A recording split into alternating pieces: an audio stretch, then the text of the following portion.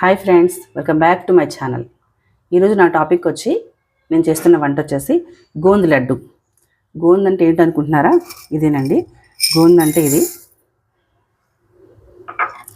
ఇది ఒక రకమైన గమ్. కటోరా అంటాం చూసారా, దాంట్లో ఇది ఒక టైప్ అనమాట. కటోరా వేరు, గోంద్ వేరండి. కటోరాని మనం సమ్మర్ టైంలో కూల్ డ్రింక్స్లో, షర్బత్స్లో వాటిలో వాడతాము, అది వేరు. అదే జాతి చెందినటువంటిది ఈ గోంద్ కూడా అనమాట. దీన్ని స్వీట్స్లో వాడతాము, దీంతో లడ్డూలు చేస్తాము.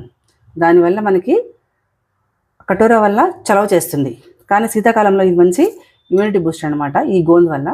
దీంతో లడ్డు చేసుకుంటే చాలా మంచిది, బోన్స్కి మంచి స్ట్రెంగ్త్ వస్తుంది, బాలింతకు చాలా మంచిది. ఆడపిల్ల 15 years కంప్లీట్ అయిన ఆడపిల్లలకి ఇది పెడితే నడుము బాగా పీసుకుంటుంది అంటారు. మంచి ఇమ్యూనిటీ బూస్ట్ కూడా. శీతాకాలంలో చాలా మంచి మెడిసిన్ అనమాట ఇది గోంద్ లడ్డు అనేది.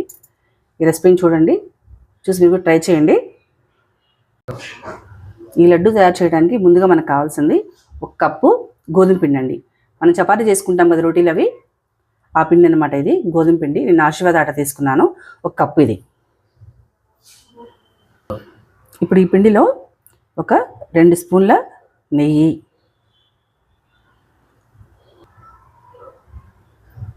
ఒక 4 టేబుల్ స్పూన్లు కాచి చల్లార్చిన పాలండి. ఇవి పచ్చిపాలు కాదు, వేడి పాలు కాదు. 2 స్పూన్ల నెయ్యి, ఒక 4 టీ స్పూన్ల పాలు వేసుకుని ఈ పిండిని ఇలా కలుపుకోవాలండి.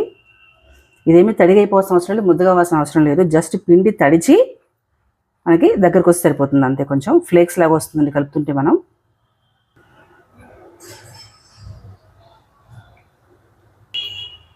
ఇది చూసారా, ఈ పిండి ముద్దలాగా అయితే అవ్వలేదు, ఇది ఒక ఫ్లేక్స్ లాగా కలిసిందనమాట. దీన్ని ఇలా కలిపేసేసి గట్టిగా ఇలా అదింపెట్టేసి పిండిని దీని మీద కవర్ చేసేసి ఒక 15 నిమిషాలు పిండికి రెస్ట్ ఇవ్వాలండి. ఆ పిండికి రెస్ట్ ఇచ్చాం కదండి, ఈ లోపల ఏ కప్పుతో అయితే పిండి వేసామో అదే కప్పుతో 1/2 కప్పు గోంద్. ఇదిగోండి, ఇది 1/2 కప్పు గోంద్ అనమాట. ఈ గోందుని మనము నెయ్యిలో ఫ్రై చేసుకోవాలండి. స్టవ్ ఆన్ చేసుకుని పాన్ పెట్టుకుందాము. పాన్ పెట్టుకుని ఒక 2 స్పూన్ల నెయ్యి, ఒక 2 స్పూన్స్ ఆయిల్ గీ వేసాను. కొంచెం వేడెక్కనిచ్చేసి, మరి హై ఫ్లేమ్ రాకూడదండి. హై ఫ్లేమ్ వస్తే గోంద్ మాడిపోతుంది. ఇది సిమ్లో పెట్టి లో ఫ్లేమ్లో ఈ గోందుని ఇందులో వేసి ఫ్రై చేసుకోవాలి. ఇది ఫ్రై అయ్యే కొద్దీ మనకి తెల్లగా ఫ్లవర్స్ లాగా మారిపోయి వస్తుందండి. మంచిగా వేగిన తర్వాత సిమ్లో పెట్టుకుని మాత్రమే వేయించుకోవాలి. హైలో పెట్టి వేయించుకుంటే గట్టిగా అయిపోతుంది.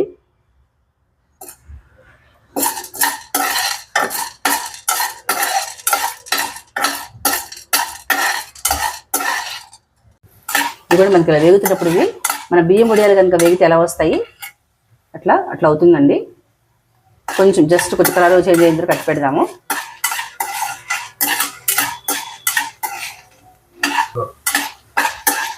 ఇవ్వనండి, ఫ్రై అయిపోయాయి, చూసారు కదా ఇవినాయో. వీటిని మనము వేరే ప్లేట్లోకి తీసుకున్నాము.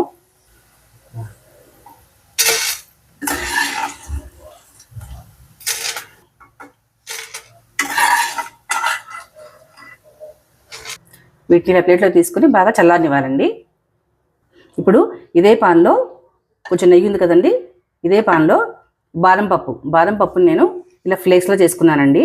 ఇంత ఫ్లేక్స్ లాగా ఎలా వచ్చాయని చూపిస్తాను మీకు ఒకసారి. ఇదిగోండి, దీంతో చేశాను నేను ఫ్లేక్స్ లాగా. దీంట్లో ఇలా ఓపెన్ చేసి కొన్ని బాదం పప్పులు వేసి ఇది ఇలా ఫిట్ చేస్తే మనకి ఇదిగోండి ఇలా ఫ్లేక్స్లా పడుతుందండి. బాదం పప్పులు మరీ పెద్దగా ఉంటే కనుక నవ్వడానికి ప్రాబ్లం అవుతుంది కదా, నేను అందుకని ఇలాగా ఫ్లేక్స్లా చేసుకున్నాను. ఇది మనకి మీషోలో దొరుకుతుందండి. దీని కాస్ట్ ఎంతో ఉండదు.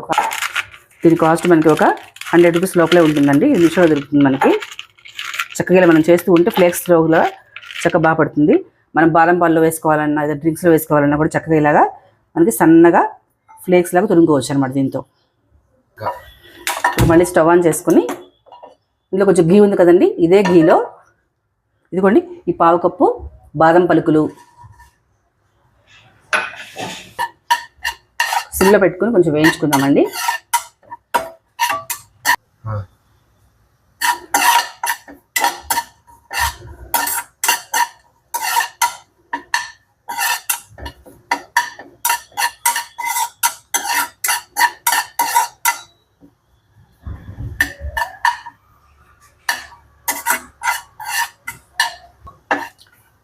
ఆ స్టీల్ స్పూన్ శబ్దంతో సగం మీరందరూ పాపం డిస్టర్బ్ అయిపోతున్నారేమో కదండి, అందుకే స్పూన్ మార్చేస్తాను నేను.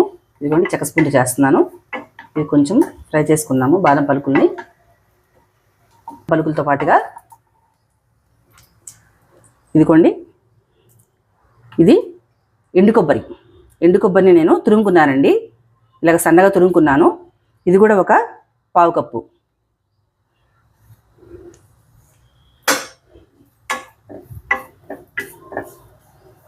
కొంచెం ఈ బాదం పలుకులు, ఈ ఎండు కొబ్బరి రెండు కూడా కొంచెం ఫ్రై అయ్యి కొంచెం మంచి స్మెల్ వస్తుందండి. అప్పటి వరకు ఫ్రై చేసుకుందాము. స్టవ్ని సిమ్లోనే పెట్టుకున్నాను నేను.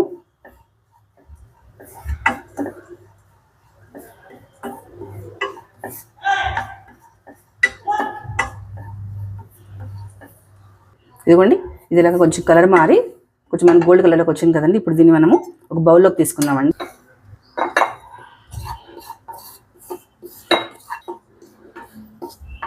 మనం కలిపి పెట్టుకుని పిండి అండి, పావుగంట అయిపోయింది కదా.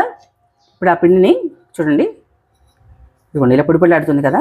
ఇప్పుడు దీన్ని మనము జల్లించుకోవాలండి. ఇది స్టైనర్ తీసుకున్నానండి, దీనిలో జల్లించుకుందాం పిండిని. ఇది మనకి జల్లించుకుంటే రవ్వలాగా పడుతుంది చూడండి కింద.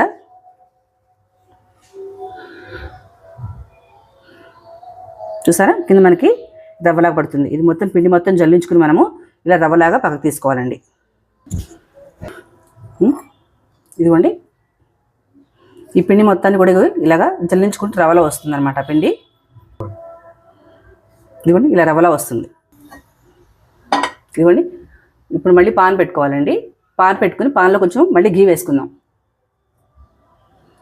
ఈ లడ్డు మొత్తం కూడా మనము ఓన్లీ ఘీతోనే చేస్తున్నామండి. ఇందులో ఎలాంటి ఆయిల్స్ లాంటివి కానీ ఇంకేం వాడడం లేదు, ఓన్లీ ఘీతో మాత్రమే చేస్తున్నాము. మళ్ళీ ఒక 2 స్పూన్స్ ఘీ వేసుకున్నానండి.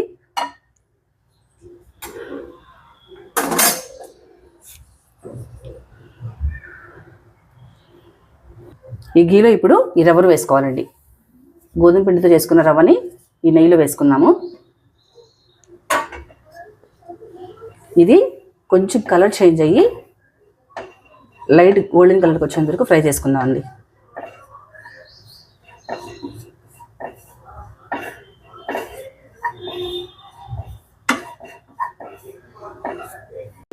పిండి దేని పిలిచేసుకుందండి, కొంచెం కలర్ చేంజ్ అయింది. ఇప్పుడు దీన్ని మనము బౌల్లో ట్రాన్స్ఫర్ చేసుకుందాము. పెట్టుకున్నాను నేను. అదే ప్యాన్ పెట్టుకుని మనం ఏ కప్పుతో అయితే పిండి వేసామో అదే కప్పుతో 1 కప్పు బెల్లం,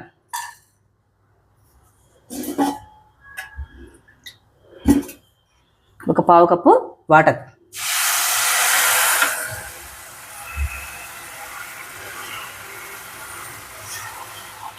బెల్లం అందులో కరగాలండి. పాకం రావాల్సిన అవసరం లేదు, కొంచెం కరిగిపోయి మరుగుతున్నప్పుడు చాలు. మనకి సిమ్లో పెట్టేసుకుందాం, పాకం రెడీ అవుతుంటుంది.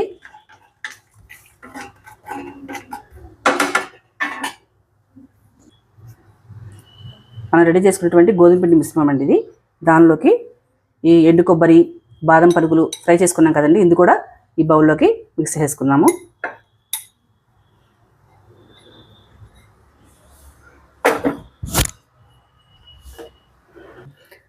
దీనిలో కావాల్సిన ముఖ్యమైనటువంటి గోందు, ఇదిగోండి ఫ్రై చేసుకున్నాం కదా ఈ గోందుని మనం ఇప్పుడు ఇలా చేతితో ఇలా అంటే కూడా అది చూసారా పౌడర్లు అయిపోతుంది అనమాట. మిక్సీ పెట్టాల్సిన అవసరం ఏమీ లేదు, జస్ట్ చేతితో కూడా మనము క్రష్ చేసుకోవచ్చు అనమాట. దీన్ని మనము ఇదిగో దీని సహాయంతో నేను క్రష్ చేస్తున్నాను. క్రష్ చేసుకున్నామండి, ఇలా వచ్చేసి దీన్ని మొత్తం కూడా క్రష్ చేస్తే ఇప్పుడు ఈ మిశ్రమంలో కలిపేసుకుందాం. ఇదిగోండి ఈ 3 కూడా చక్కగా మిక్స్ చేసేసుకుందామండి. మిక్స్ చేసుకుని కొంచెం అన్నీ బాగా మిక్స్ అయిపోయేలాగా ఇలా కలిపేయండి. ఇలా పాకం చూద్దాం ఒకసారి. పాకం చూద్దామండి. పాకం కూడా దాదాపు అయిపోయి మరుగుతుంది పాకం కూడా. ఇప్పుడు దీన్ని మనం ఈ స్ట్రైనర్ సహాయంతో ఆ పిండిలో కలుపుకుందాము. ఇదిగోండి దీనిలో బెల్లం పాకాన్ని ఇదిగోండి బెల్లం పాకం వేసాం కదా. ఇప్పుడు మొత్తం కూడా స్పూన్తో అలా మిక్స్ చేసుకుని అంతా బాగా కలవాలండి.